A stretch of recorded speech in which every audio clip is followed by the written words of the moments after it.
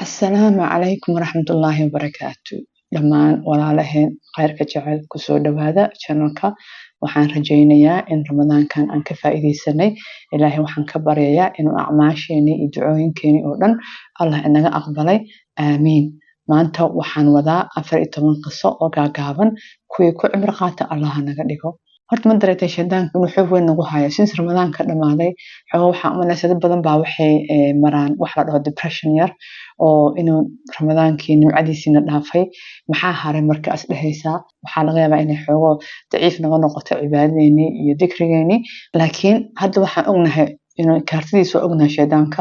iyo wuxuu rabo marka diyaaraan u nahaanayna insha Allah waxaan dhahaynaa we see you waan ku jeedna mana naga reynaysid meelna kuma jiifno waan feejignaanaynaa marka hore intaan sheekadeena u guda galin waxaan rabaa inaan idin wadaago qiso gurigeena ka dhacday ramadaanka la soo dhaafay qof gurigeyga degan ayaa waxa u soo dhacday lacag uusan filanaynin lacagtaasayto waxay ahayd $1,000 bisha ramadaankii intaysan bilaaban ka hor qofkaanayto bil walba oo ramadaan ah wuxuu sameeyaa lacag ayuu sadaqaystaa ramadaan walba dad masaakiina oo rafaadsan oo gaajaysan ayuu u diraa dadkan hadda dad u yaqaan ma aha waa dad uu Soomaaliya u soo diri jiray wuxuu leeyahay masaakiin hal raadiyo agoon hal raadiyo dad liita hal raadiyo hal loo qaybiyo lacagtan afarkooda marka bishan ramadaanka hadda la soo dhaafay qofkaas shilin uu haystay haba yaraatee ma jirin wuu ka fikirayay maxaan sameeyaa dadkii waxaan siiyaan rabaa ma awoodi marka muxuu bilaabay qofkii inuu والله ولي ودي جرى قفكاس لكن سي زائد وحو بلابي إنه استغفارت بديو صلي النبي جنا بديو سورة البقرة نو آخريو مركا استغفارت كن وسمين جرى ممر لبا كن لا كن أي جوكتو واحد صلي النبي إبراهيمية وحو سمين جرى شن بقول صلي النبي عليه الصلاة والسلام أو قابن يعني مد قابن اللهم صل وسلم على سيدنا محمد يا إبراهيمية أو اللهم صل وسلم على سيدنا محمد وعلى آل محمد داون مركا إيو wuxuu qofka sameeynaa in tahajjud uu tukanayo oo laba ragc ah iyo hal witr uu ku daray maxaa kale ku saaran suurta baqara every day page ama laba page ayuu akhrinayo bas wuxuu ilaahay adaa weyn waaxid meel wax iiga soo dhiib qofkaas marka asoosan filanaynin oo hal mar baa waxa la soo wacay qolooyin uu shaqo u qaban jiray mar ayaa waxay dhaheen waxaan ku siinaynaa maadaama ay ramadaan tahay bonus aan ku siinaynaa oo $1,000 ayaan ku siinaa £1,000 ayaan ku siinaa $1,000 ma aha £1,000 waa $1,200 meelaha $1,300 wuu filan waayay qofkii subxaanallah markaasuu wixii uu sameyn jiray ilaahay baa u fududeeyay marka aniga indhahaygan waan ku arkay wax walba aad ilaahay uga baahan tahay haday dhibaato haday ku haysato hadaa rafaadsan tahay hadaa sicirsan tahay hadaa faraxsan tahay mar walbaba intii subaxdii ay hawshaada ku bilaaban أخري أذكارتها قرآن كان أخري صلي النبي أنا بدي سدح البيسي قلت أنا أمركز سميه وحواي استغفارته وأنكو بلعبة مركزته نصلي النبي أنكو حجيها سورة البقرة وأن أخريها أنت ما رنتي إنسان بلعبانين محاكا لكو سحري تفسير كان وان برتا إنه ما برتا لك وان إجيستا تفسير في عنا كجرت يوتيوب وصولي كراهوس وآد ومنه فسيح وحواي وتفسير دهر منه تفسير قاون مركا وصول لغايا آدي قرآن إلا فهمه واي أنا هاد سنسا أن أصول لابتي صوماليا وحا أركيا دادكيو لأنه قرآن وحفظي وحا أركيا ويليرو أفريتو نجيرها مركيسي شناد وقرآن كحفظي وما أنا بالله أرض صوبرو قرآن كي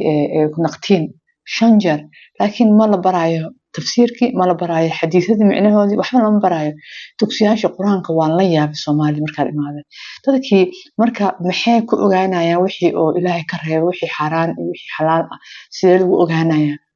من ذا كرهت تذكي عربتا قصو كوري أما عربي يقان أما تذكي إنجليسكي يقان أو قصو كر وحيالا بدن با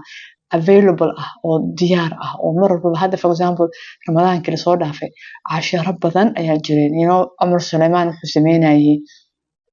Sheekh Amar Suleymaan wuxuu sameeyay series oo every day uu soo gelinayay maalin uu soo gelinayay oo barzaqa ka hadlaya maxaa dhacay qofka dhinto maalintii qiyaamaha inuu la gaarin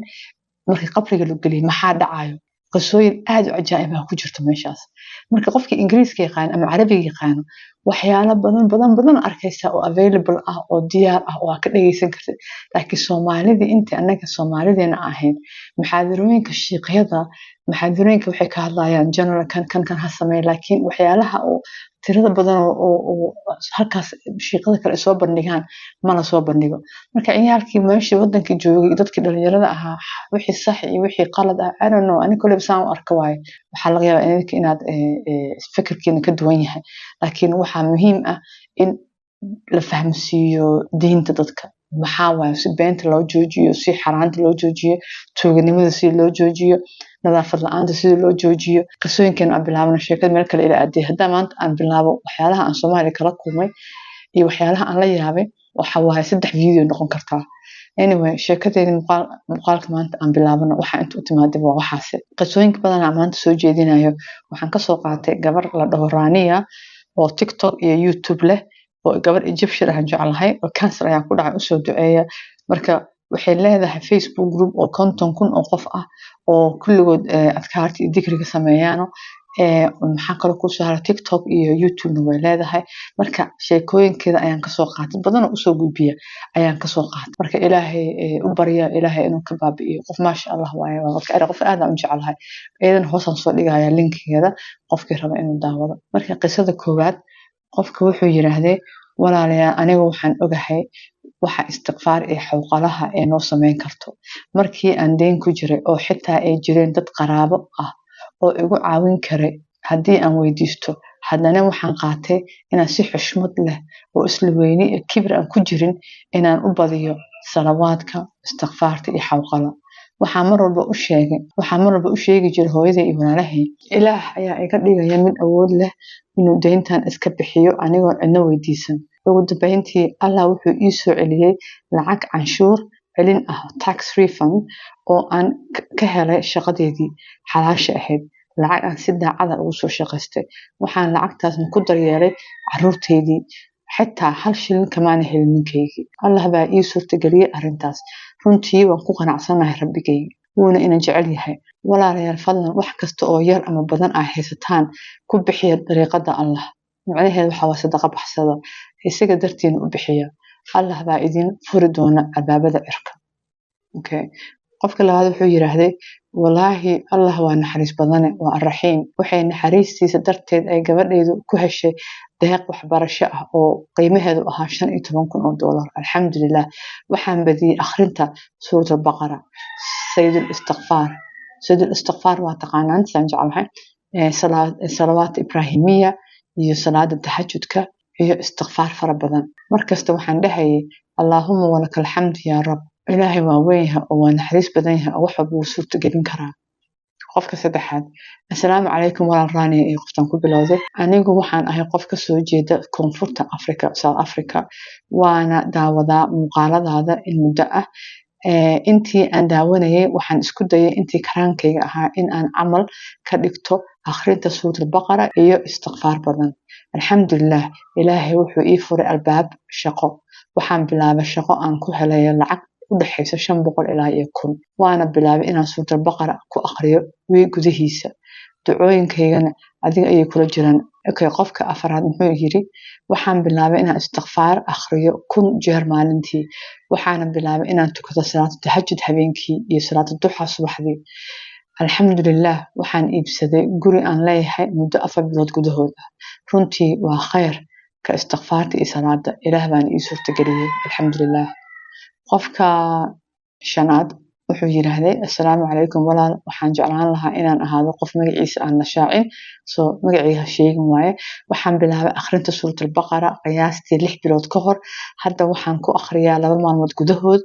waxaan kaloo badiyay istighfar meel kasta oo aan joogo waan iska akhriyaa alxamdulillah gabadheedu waxay heshay qof wanaagsan oo Allah ku galadaystay gabadheedu qoftan waxay heshay guur wiilkaygan wuxuu iibsaday baabuur cusub waxyaabo badan baa iska bedelay noloshayda waana wax aan si toos ah u arkay oo aan soo maray alxamdulillah rabbil caalamiin qisada lixaad assalaamu calaykum walaal waxaan jeclahay inaan la wadaago marqaati furna aan ka bixiyo istighfarta iyo suurada baqara waxaan bilaabay inaan akhriyo istighfaar 5,000 oo jeer maalintii iyo akhrinta suuratul baqara iyo sidoo kale salaada tahajjudka habeenkii alxamdulillah muddo 8 bilood ayaan joogteeyay anoo kala joojin ugu dambeyntii Allah wuxuu ii qadaray meel aan filanayn nin guur iga rabo inuu soo doonto fadlan la wadaag sheekadayda walaalaha mucjisada ah sida ay dad badan ugu dhiiradaan qofka toddobaad wuxuu dhahay assalaamu calaykum walaashaydiyey waxaan bilaabay istighfaar muddo 3 bilood oo hadda ah waxaan Allah ka baryay xoolo iyo khayr adduun iyo aakhiraba iyo inuu ii furo albaabada shaqooyinka iyo heshiisyada contractiga contract qofka markuu business rabo inuu helo oo la siinayo contract bil ka hor saaxiibkay baa wuxuu ii soo wacay wuxuu ii sheegay contract weyn ayaa soo baxday waxaana gala tartan ay ku jireen 4 qof ilaahay wuxuu iga dhigay qofkii ku guuleystay contractkaas inaan helo Allahu akbar waana sii wadi doonaa istighfaar iyo baryada Allah si aan u helo naxariistiisa iyo cafiskiisa qisada sideedaad walaal raaniya aniga hadda uur ayaan leeyahay kadib 9 sano carruur la'aan anigu ahaysay maasha Allah hal mar ayaan waxaan sameeyay IVF oo isku beeray carruurta way ii hagaagi weyday laakiin markaas kadib waxaan bilaabay inaan akhriyo istighfaarta 1,000 jeer maalintii alxamdulillah Allah wuu ii nimceeyay oo xaamil ayaan ahay hadda inkastoo xanuun badan dareemayay haddana istighfaar baa furaha ii noqotay fadlan ii soo duceey walaal ilaaha u fuday gabadhan okay qisada 9aad assalaamu calaykum walaal runtii aad baan u jeclahay daawashada muuqaaladaada iyo akhrinta dhammaan comment hoos ku qoran waxaan ka helaa comment-yaashan iyo video-yaashaada rajo aad u badan waana sababtii aan ku bilaabay istighfaar si aan nolosheedii u hagaajiyo sanadka markuu ahaa 2022 guur ayaan isku diyaarinayay laakiin dhibaatooyin caqabado badan baa la kulanay guurkii ma dhicin mana aqbali karin calaamadaha ee dhibkana dhex yaalay maxaa yeelay aad ayaan u jeclaa ninkaa soo doontay inkastoo aan dareensanaa inuu ninkan ii fiicnayn kadib si lama filaan ah ayaan waxaan ku arkay muuqaaladaadii waxaan go'aansaday in aan bilaabo istighfaar bishii July la soo dhaafay 2024 anigoo niyadeedu ku haya in Ilaahay uu naga qaado dhibka naga hor istaagaya ani ninkan inaan isguursano maadaama aan ninkan jeclahay waxaan si joogto ah u sameynay 2 bilood anigoo ku rajeynaya mucjiso weyn ninkan inaan isguursano oo wax kasta dhacaan laakiin wax mucjiso la dhaho dhacday ma jirto laakiinse istighfaartii arrin kale ayay igu dartay istighfaarta waxay iga baabi'isay jaceylkii aan u hayay ninkan qalbigayga wuu isfurfuray waxaan garoobsaday in aan u qalmo qof ka wanaagsan ninkan alxamdulillah dhowr toddobaad kadib Ilaahay wuxuu ila kulansiiyay nin kale oo hadda danaynayo inuu guursado waxaan wali sii wadayaa istighfaarta alxamdulillah waxaan ka codsanayaa walaal raaniya adiga iyo dhammaan dadka ugu xiran bogaaga in aad ii duceysaan in Ilaahay uu ii sahlo guur khayr ah oo fudud hadda ninkan cusub inuu khayr yahay Ilaahay ha ku barakeeyo walaal maxaa yeelay adiga ayaa sabab u ahaa inaan bilaabo istighfaarta hadii kale waxa laga yaabaa inaan weli ku dhex jiri lahaa xanuun iyo qalbi jab Ilaah baa og qofka tobnaad assalaamu calaykum walaal waxaan daawanaya sheekooyinka istighfaarta ee aad walaalaha la wadaagto muddo bilooyin ah aniga waxaan bilaabay inaan badiyo istighfaarta iyo salawaadka mararka qaarkood 100 jeer mararna 10 jeer alxamdulillah bilahaas aan sii waday kadib Ilaahay wuu i maqlay oo ducadeedii waa la ii ajiibay bishan baan guursaday qalbigayga ma ogid inta farxad ku jirto hadda waxaan mar kale bilaabay istighfaar iyo salawaad oo Ilaahay ka baryayo in uu i siiyo carruur maxaa yeelay waxaan qabaa PCOS xanuunka ma aragto haweenka ayaan qabaa laakiin aniga ma quusanayo insha Allah qofka 11aad istighfaartii darteed dhammaan dhibaatooyinkayga dhan way xalismeen shaqadaan helay waan guursaday wax walbana way ii hagaageen alxamdulillah qofka 12aad wuxuu dhahay assalaamu calaykum raaniya hore ayaan kuugu soo qoray sheekada ah inaan shaqo ku helo istighfaar badan oo aan sameeyay Ilaahay dartiis laakiin shaqadaas waan ka tagay sabab la xiriir dhibaatooyin ka jira goobta shaqada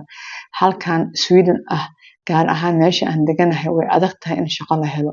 laakiin waxaan si joogto ah u waday istighfaarta tahajjudka iyo suuratul baqara maalintii aan shaqadii hore ka tagay isla markiiba waxaan helay interview oo shaqo cusub ah intii aan sugayay jawaab waxaan si joogto ah u sii waday istighfaarta waxaan sugayay jawaabta muddo 2 toddobaad 2 week waa niyad jabay jawaab fiican ma filaneyn laakiin waxaan sii wada duco istiqfaar iyo suuratul baqara waxaan dareemay laakiin deganaan iyo xasilooni haddii xataa aan shaqadan weyn lahaa deganaan iyo xasilooni ayaan ka faa'iiday ugu dambeyn waxay ii soo sheegeen inay shaqaaleysiinayaan oo shaqadii waan helay aad ayaan ugu faraxsanahay intii aan ogaaday page-kaaga iyo video muuqaaladaada hal sano gudahood waxaan helay 3 shaqo oo videoyaasha marka anaga dhan daawano xoogaa dhiirigelin baan helnaa iyo xasuusin noqtahay alxamdulillaah qofka 13aad wuxuu yiraahday insha Allah waad fiican tahay walaal waxaan rabaa inaan idinla wadaago sheeko mucjiso ah waxaan qabay hemorrhoids waxa weeye cudurka xagga meesha saxarada ka soo baxda xididada waaweyn xididadii ayaa bararaan marka waxay noqdaan aad u bararaan way ka soo baxaan meesha marka waa wax aad u xun ilaaha naga xijaabo wixii qaban ilaaha ka caafiyo muddo 8 sano ah ayuu qofkan qabay dhaqaatiir kala duwan baa daawooyin kala duwan isoo qoray xitaa qalliinka waan sameeyay balse waxba igama tarin xitaa qalliinkii ma anficin laakiin hadda 6 bilood ka hor ayaan waxaan bilaabay istighfaarta si joogto ah alxamdulillaah naxariista ilaahay dartii hadda si buuxda ayaan u caafimaaday qofkan dhibka haysta subxaanallah xataa qofkaas ma fariisan karo haddaan akhrinayo macnaheeda exactly waxay ahayd baashaas ma fariisan karo qofkaas xataa markasta markuu musqusha galaya dhiig baa kasoo baxaya waa qofka aad buu u dhibaataysnaa ilaaha dhibka ka sahal ummadda muslimiinta qofka 14aad waxaan bilaabay inaan si joogto ah u akhriyo suuratul baqara oo ay la socoto istighfaar iyo salawaad oo aan u dirayno nabiga sallallahu alayhi wasallam kadib markii aan daawaday muuqaaladaadii wax badan bay iga xalisay dhibaatooyinka dhanka maalka iyo cilmiga labadaba waxaan ilaahay ka baryayaa in xaraf kasta oo afkayga ka soo baxa inuu sidoo kale adna ajirkeeda ku siiyo adigana raaniyo la hadlaa qofkan marka sheekooyinkan hadda waxaan u soo xulay waxay ka hadlayaan suuratul baqara istighfaar iyo salawaad mar waxa jirta ducooyin badan iyo dhikri badan ayaa jira marka dadka confuse ay noqdaan marka kuwa basic ah horta aan ka bilaabi karto oo mar kasto basic u noqonayo si kasta aad uga tagin waa inay ahaataa istighfaarta koow dan salawaadka nabiga sallallahu alayhi wasallam labadaas marka aad sameeysid suuratul baqarana ku xijisid maalin walbaba ina akhriso suuratul baqara way dheer tahay aniga ma dhameyn karo hal maalin waxa laga yaabaa wiig iga qaadataa ama wixii iga qaadataa 4 bari marka ha ka caajisin intaas si kasto aad sameyso ha ka caajisin quraanka inaan iska barano way fiican tahay ani hadda waxaan rabaa inaan quraanka iska barto ilaahay ii soo duceeyo inuu ii fududeeyo marka tahajjudkana ku dara qofkii awooda tahajjudku waa 2 ragco fajirka ka hor ilaahay dadku uu jecel yahay ugu yeertaa tahajjudka ma aha qof kasto in loogu yeero marka ilaahay naga dhigo dadkii qofkii oo u fududeeya oo macaan la soo kiciyo oo cibaadeysta oo ilaahay wuxuu rabo u weydiisto laakiin ummadan anaga Soomaaliyeed ah dhibaatooyin badan baan haysta dhibaatooyinkaas haystane waxa qofka wuxuu ka bixi karaa waa isagoo ilaahay ku xirnaada ilaahay sida ugu xirnaan kartaa ilaahay waxa uu xirnaa horta dib ku haysato hadda gabadheeda yarta ah iskuulka xogo dhibaatooyin bay kala kulantay waxyaalo waxa lagu sameeyay bullying iyo waxa seeto waa la dhibaa gabdho badan dagaal baa maalin kasta lagu qaadaa marka aniga waxaan baray mar kasta inay dhahdo laa hawla walaa quwwata illa billah لا حول ولا قوة إلا بالله كونسن ويقول لك أتكات كبحيسنا أتكات كذا أخرستها مركا عيالك برا وحيت المعلمة أنا أخري لا حول ولا قوة إلا بالله معلمت هذا وإيف عناتها ودقنتها إذا وحوا قف دقال لي هو هدي لقب دريستو مهرته مركا لب هديكو هيستو مركزتو إلهي كرادي حلس إيه جواب قفها كرادي هدي العقل الآن كويستني كرادي إلهي محال لها إرزاق haddii ay ku haysato haddii lacag la'aan ay ku haysan lacag sadaqa bixi taas indhiga aan ku arkay anigoo shil haysanin maanta wax bixiyo oo really asdahay okay maanta way ka taala hadaa wax bixisid wallahi billahi taala ilaahay waxaad ku barakeena waxna ku siina ha hilmaamina sadaqada sheegooyin sadaqada aan dhageysto mucjiso waa mucjiso wallahi marka sadaqada Allah ka dhigay $1 tabuso sheekh oo dhahay maalin walba wax bixiya maalin Allah ka dhigay $0.10 $1 bixiya dadkeen oo Soomaaliya jooga waaba nimcada ku jirta ma ogiba nimcada inaan ku jirno because dad badan waxa jirta aad u liita jiraan really qofka liito qof walba liito qof ka sii liita jiro marka qofka liito hadaa aragto ka saar dhibka dhulka dhagax yaala aragto ka qaad dhulka masaajida aragto oo dhulka kabihi safan oo daadsan kabihi saf gees saar gabar ma sha Allah oo saaxiibanahay ayaa sameysay ingiriiska joogto mar kasto hadday aragto buugaagtiyo dhulka daadsan way safee kabiyo dhulka daadsan way safee musqusha hadday aragto isku qasan way isku habeynee maxaan kale ku saaray guri hadday tagto oo tacsi oo ay aragto waxyaalo meelaha way sameynee waxaan loo dirsan bay sameynee markaas ducay aruursataa maalin walbana maasha allah tabaarakallah marka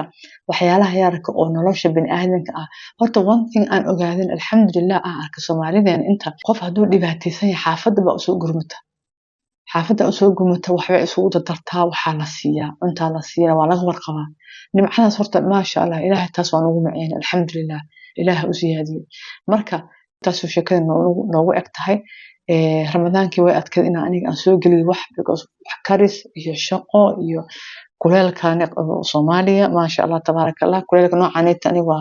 waan xamili waaye laakiin alxamdulillah waxaas oo dhan hadda waa dhamaatay maxal ramadaankii marka sheekadeeni waa soo gelin karaa insha allah khayran soo ognahay wassalaamu calaykum waraxmatullaahi wabarakaatuh